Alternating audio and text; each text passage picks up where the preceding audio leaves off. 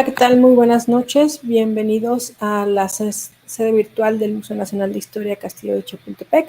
Mi nombre es Jacqueline Gutiérrez, yo soy la jefa de difusión del museo y organizadora de este encuentro titulado La comunicación en el museo, retos y perspectivas.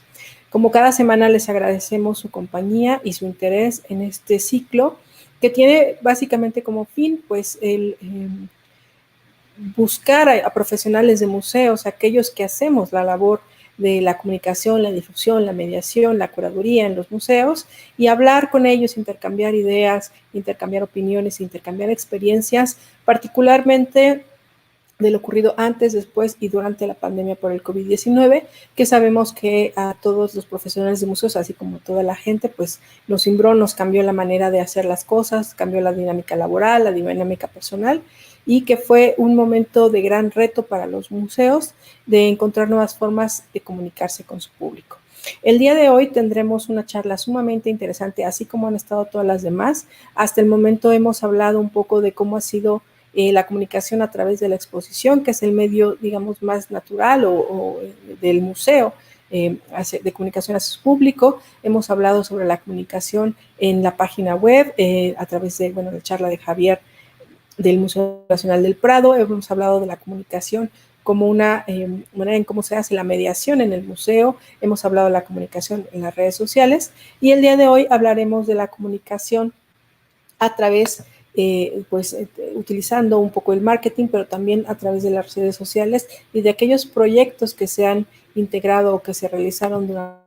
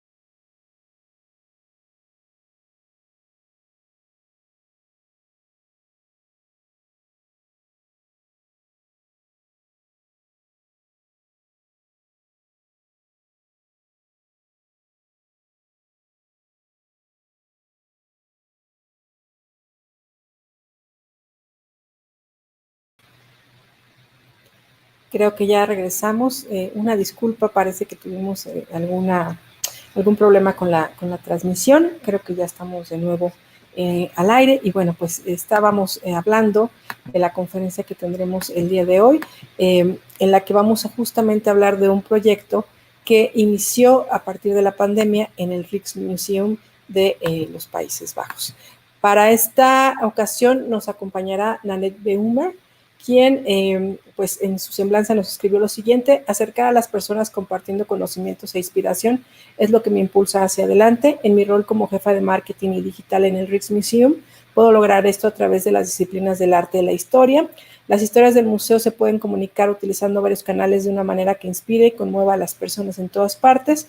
Hemos puesto en marcha una iniciativa llamada Stories en inglés, o Historias, para interactuar con los amantes del arte de todo el mundo, así como para animar a personas de todos los orígenes a visitar el Rijksmuseum. La experiencia de un museo digital, aunque nunca es igual a la real, es valiosa y las historias nos permiten inspirar y conectar, incluso a la distancia. Como ya les habíamos comentado, en esta ocasión la conferencia será pregrabada, fue pregrabada hace algunos días. Sin embargo, yo los invito a que se queden hasta el final. De verdad, es muy interesante ver la perspectiva de diferentes profesionales que, aunque pareciera que todos nosotros tenemos el mismo fin o el mismo hilo conductor, que es nuestra colección, a final de cuentas la manera en cómo interpretamos eso y cómo lo vemos y cómo lo comunicamos no deja de ser muy diferente. Entonces, bueno, pues les voy a compartir la conferencia del día de hoy. Al final hicimos algunas preguntas, un poco inspirados en lo que ya teníamos con ustedes anteriormente, lo que ya habían preguntado en nuestras charlas, pero de verdad los invito a que se queden, va a estar sumamente interesante. Y bueno, pues sin más, los dejo con Nanet Beumer del Rijksmuseum.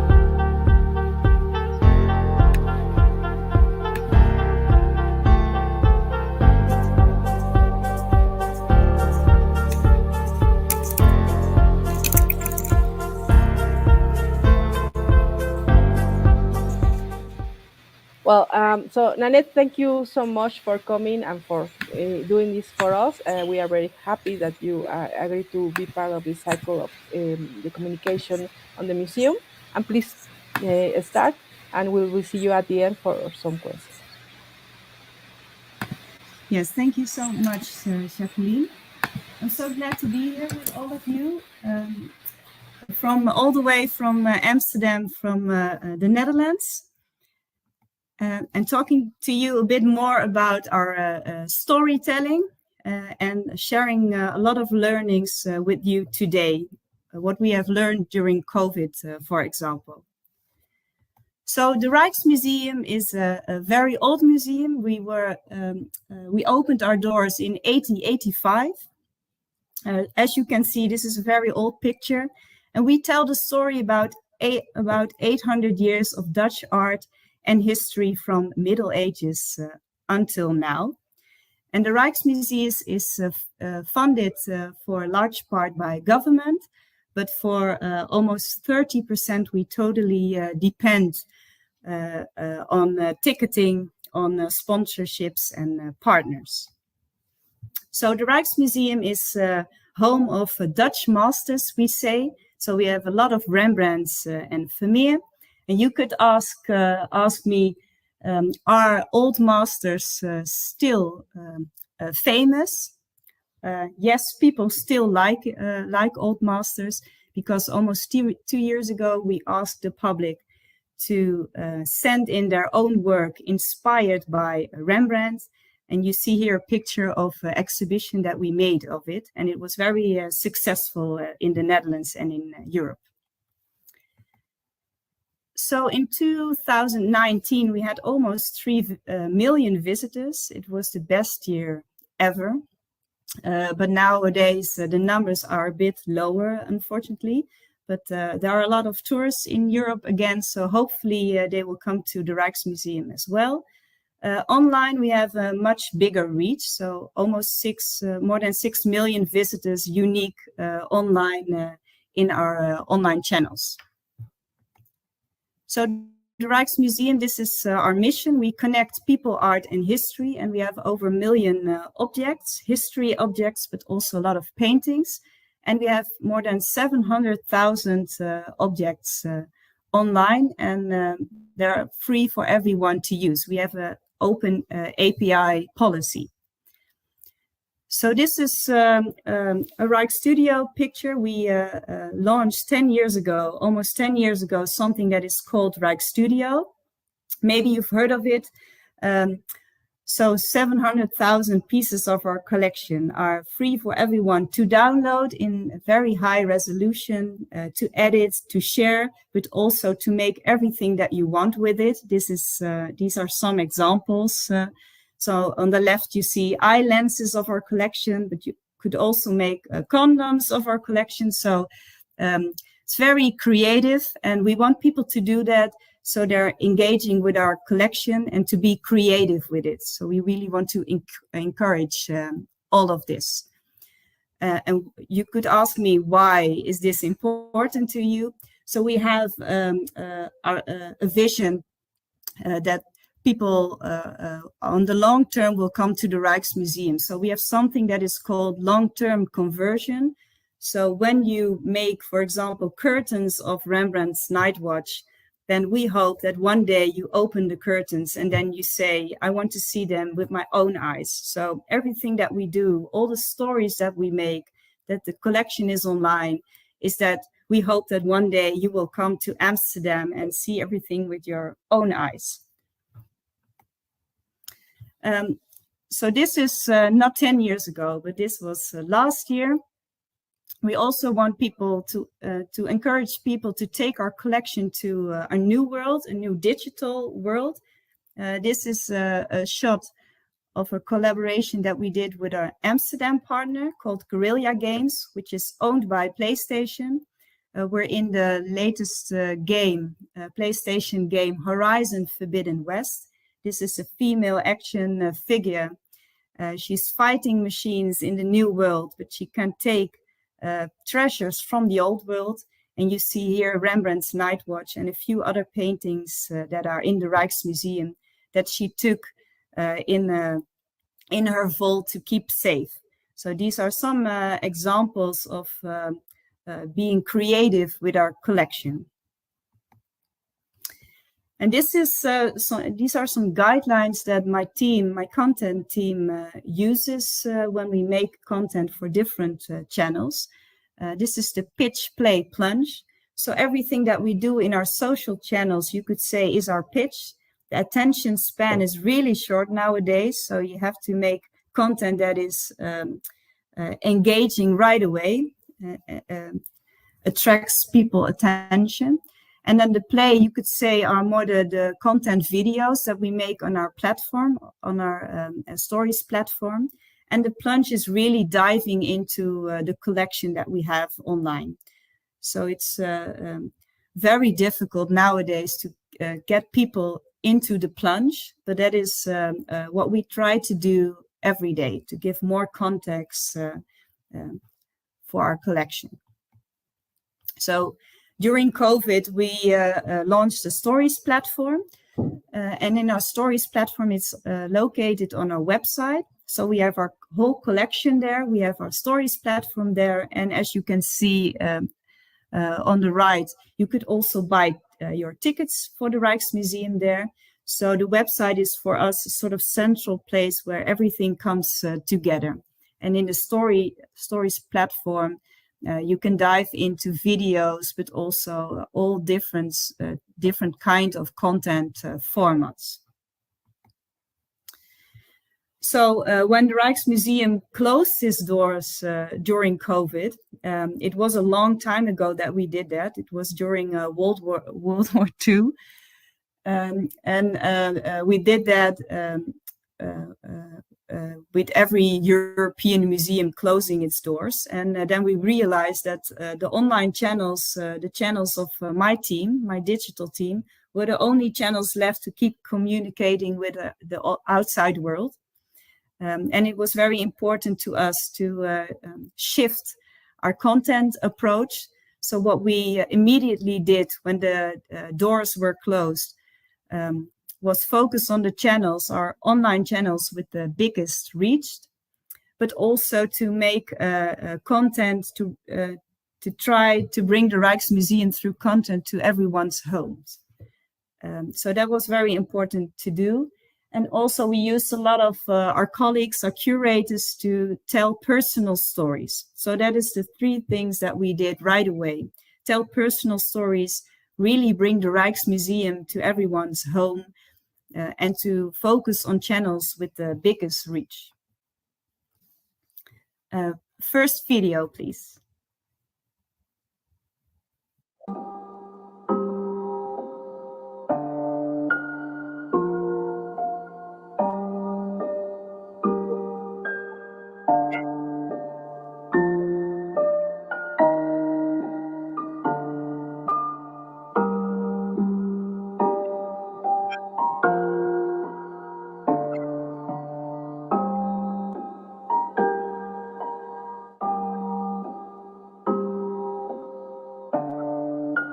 If you've ever seen an angry swan, you'll know that this painting isn't exaggerated. She's life-size and fearsome, partly because our view of her is from below. Wings heaved wide, feathers flying.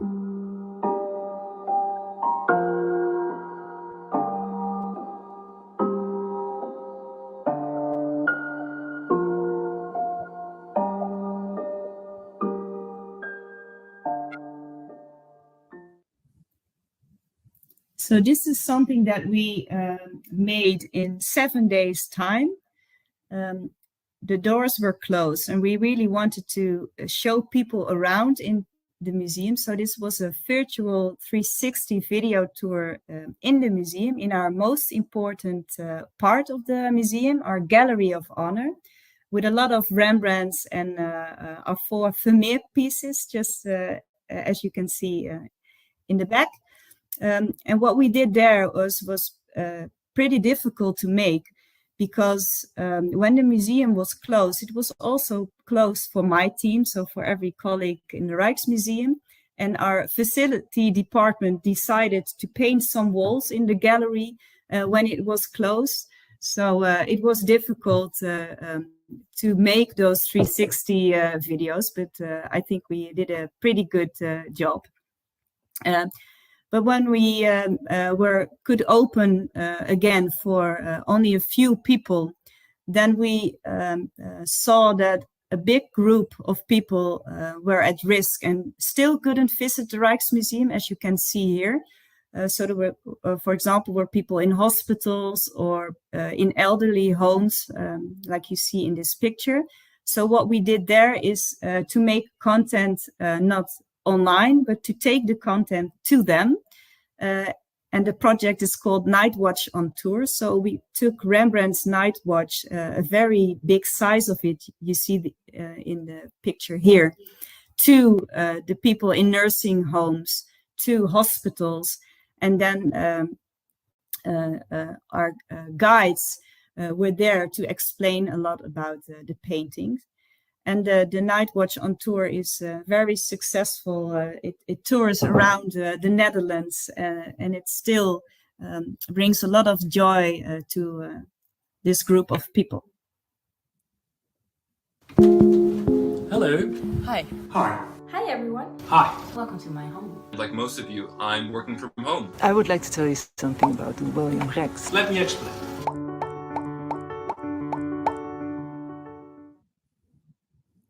So this was one of the first content formats that we made in the museum. As you can see, we made it with our curators.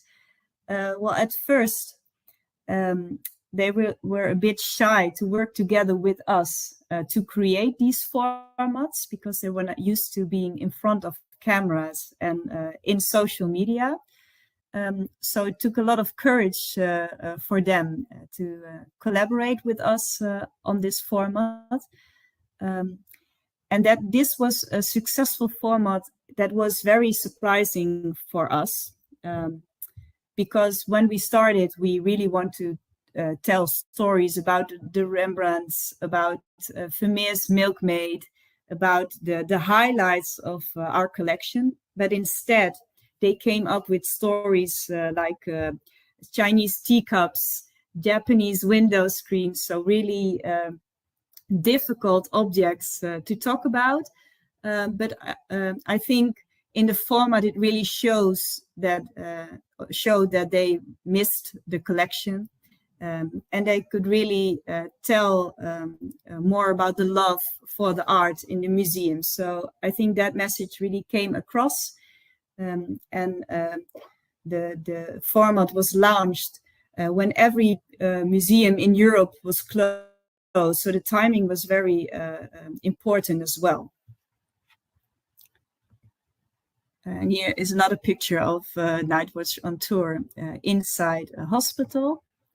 And then what we also tried during COVID was live tours. We did that in all our social channels, but also, for example, on TikTok. 2 years ago, when COVID came to us, TikTok approached my team, and they said, we really want to help you with the content. So you have the content, we have the platform, and what you want to try, we will help you. So we said, what we can do best as a museum is give tours for every target group possible. So for young people, for elder people, for art lovers, for not museum lovers. So we tried a lot of tours, and these are some examples of that. And that is how we started on the platform TikTok. Now we make a lot of other stories, so we're not really doing a lot of live at this moment on TikTok. But it really helped to engage with an international art lovers community. And TikTok is obviously a platform for younger lovers, art lovers as well, and creatives. So that is very important to us to engage with that target group through a channel like TikTok.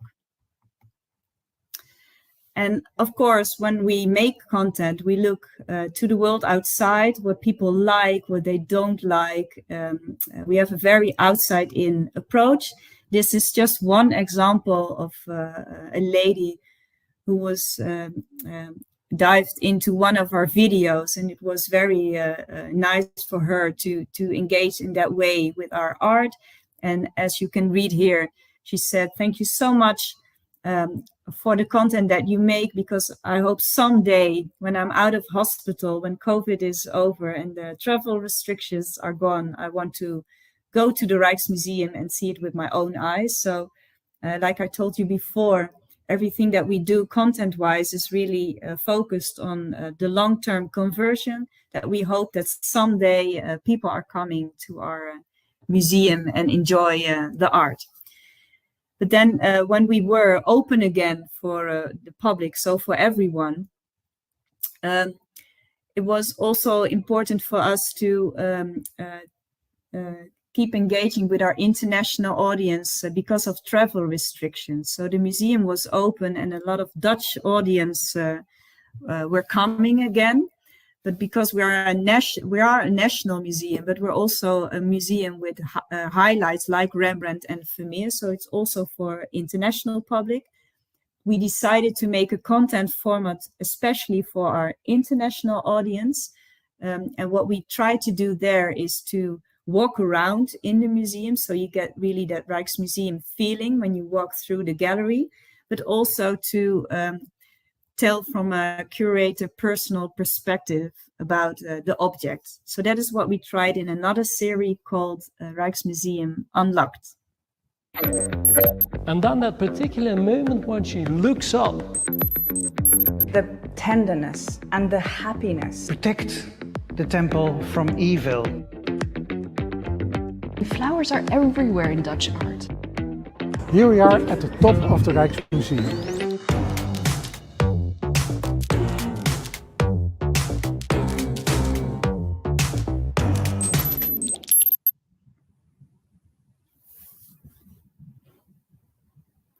So this is what we made just after COVID.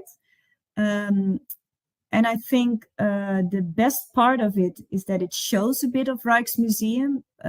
But as I said at the beginning of my presentation, it's so difficult to make content nowadays because of the attention span. So the attention span is really short. So for what we learned for this series is that you really have to make it fit in different channels. So the whole series is, of course, on our stories platform, on our website, but we make smaller versions of it for our social channels because of the attention spent on it. So to sum things up, some learnings from our side. So the timing is really important. We launched content formats at the right time, but it's not always the case, of course. And the format is really, you have to make really clear formats. So what people are you using? What is the story that you want to tell?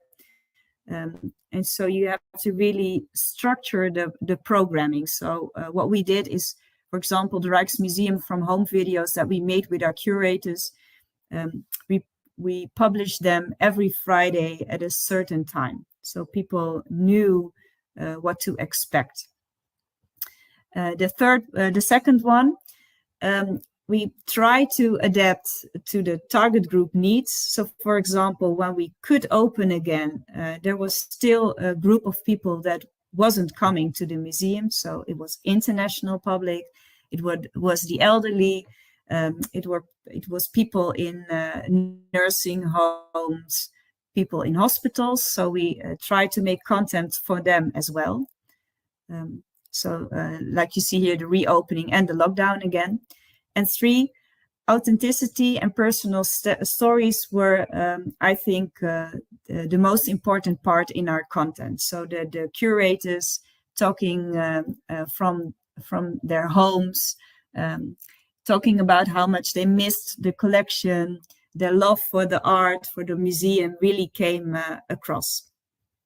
And the last one, the 4th one, it is also important to keep in mind that every channel, every online channel is a way to connect with people outside. So even if they're not coming right away, you just planted a seed for them to maybe come in the future to your museum.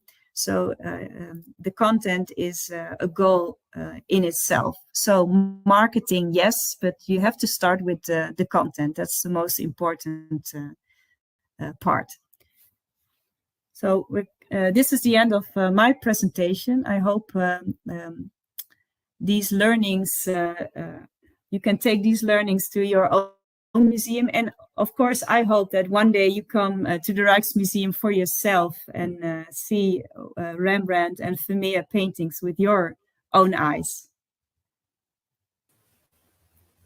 Thank you, Nanet. I think it's very, very interesting what all the things you are telling us, especially because you start with this idea that marketing or online content, it's maybe the goal, but the beginning is exactly that you have to be ready to engage, to have an idea, to have some content behind. Otherwise, well, it seems empty. So one of the things that I think probably helped you a lot with the COVID situation and afterwards, it's that you have digitalized your collection. I don't know if it's a whole collection or part of your collection. But how hard has it been to do this in terms of staff, in terms of money, because it seems like a must for most museums, but the truth is it can be expensive and tiring to do that. So how has this process has been for you as the Rijksmuseum? So you mean the online collection? Yes. Yes. Well, that is a very big project. We're doing that together with a big research team, research services in our museum, and digitizing the collection is an ongoing process. So we have more than 1 million objects. So 10 years ago, we had 300,000 objects online, but we're now at 700,000 pieces, and we keep on digitizing. But it's, like you said, a process, and it's also a costly process. So every project that we do, we try to do it with a partner or a sponsor. Otherwise, it's too difficult to launch it because it's costly.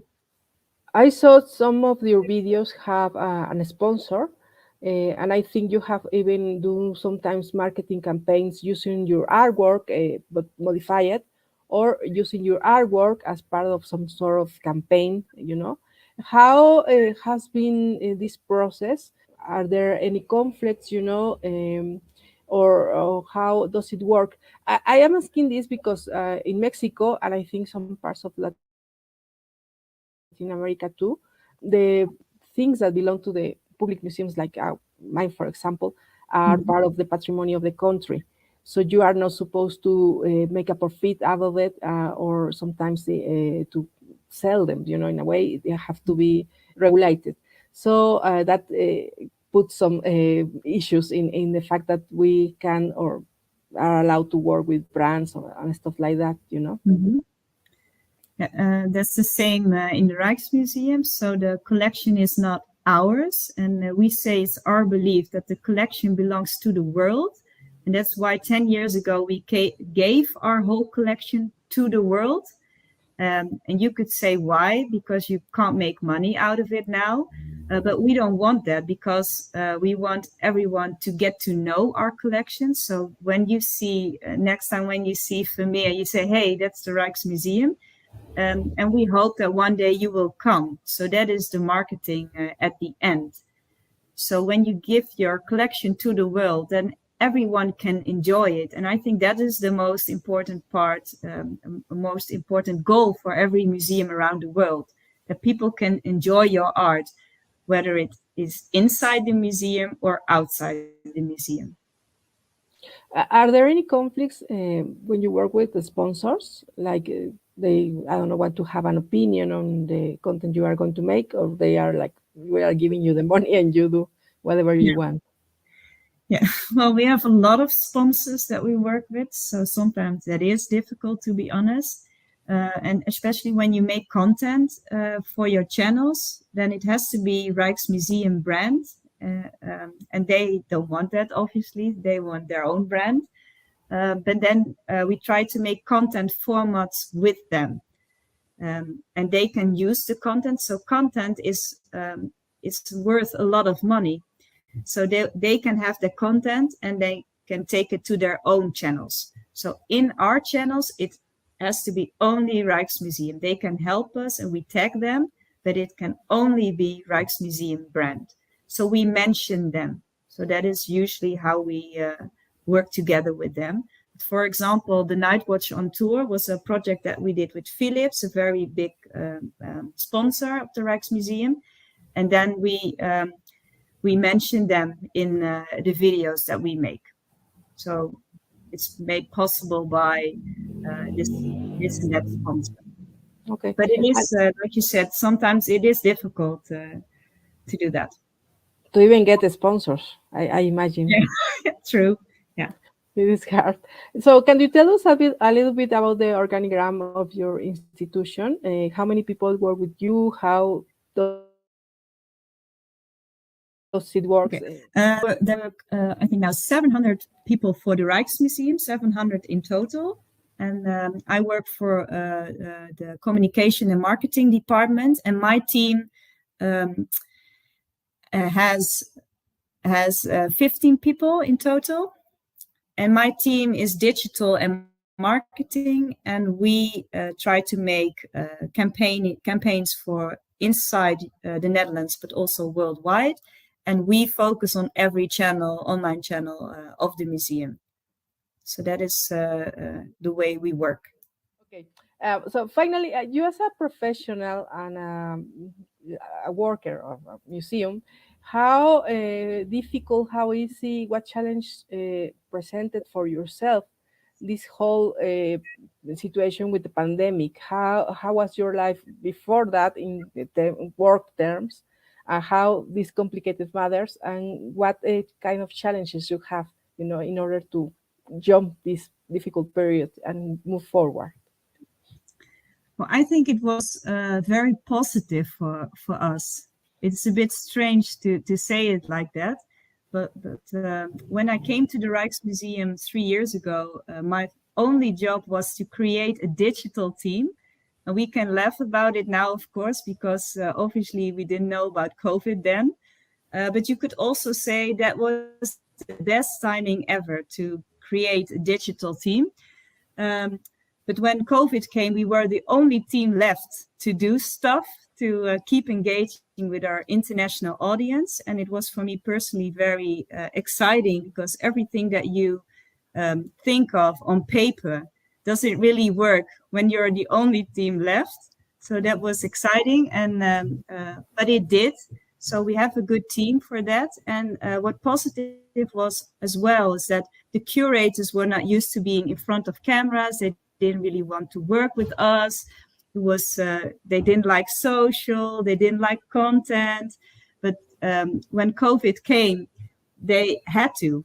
They just simply had to. And now they see that the videos are really great.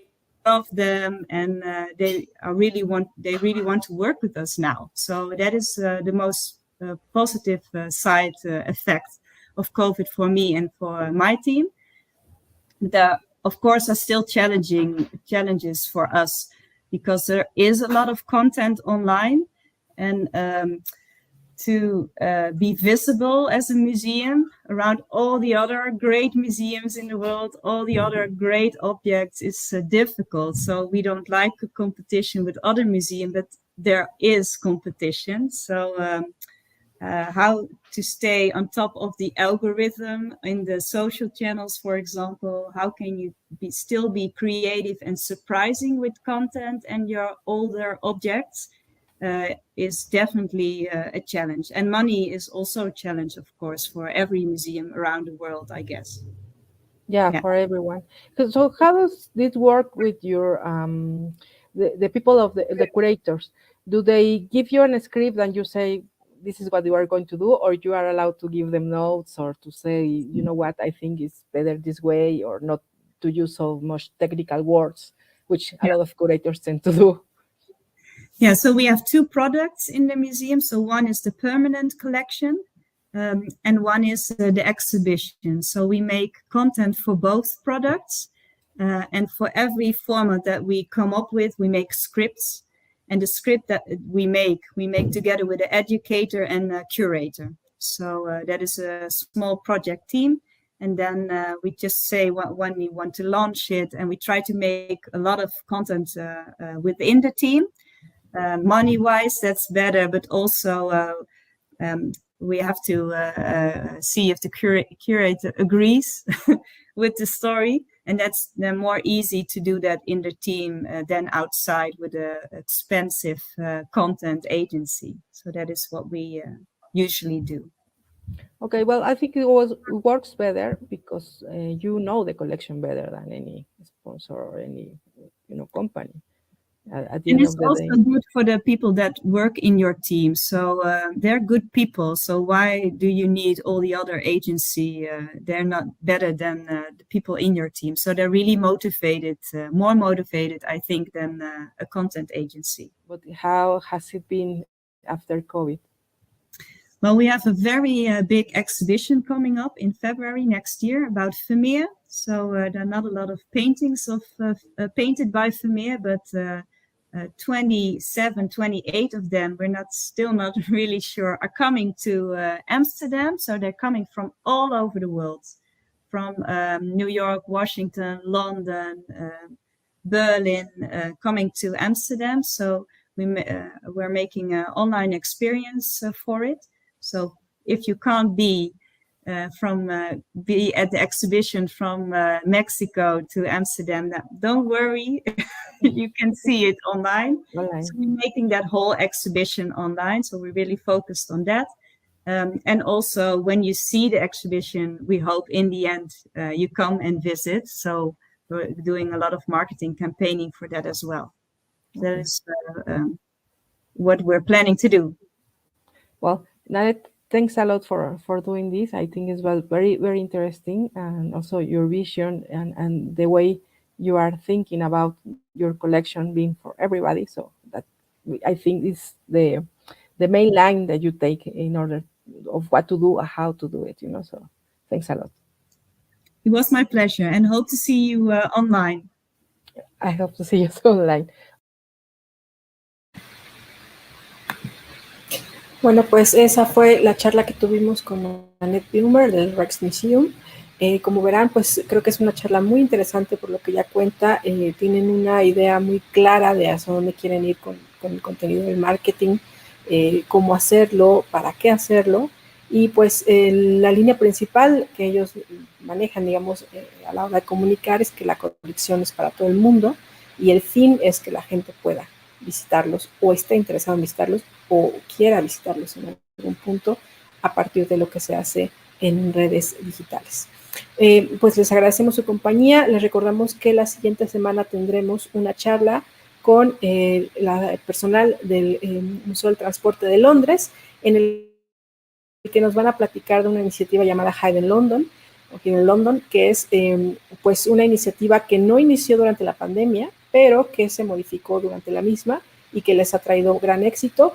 Creo que es además una charla sumamente interesante para aquellos que siempre se están preguntando un poco sobre los fondos, cómo conseguirlos, qué hacer, pero además del cómo buscar la relevancia para que la gente pueda interesarse en lo que hacemos. Mi nombre es Jacqueline Gutiérrez, pues les agradezco mucho su compañía y que pasen muy buenas noches.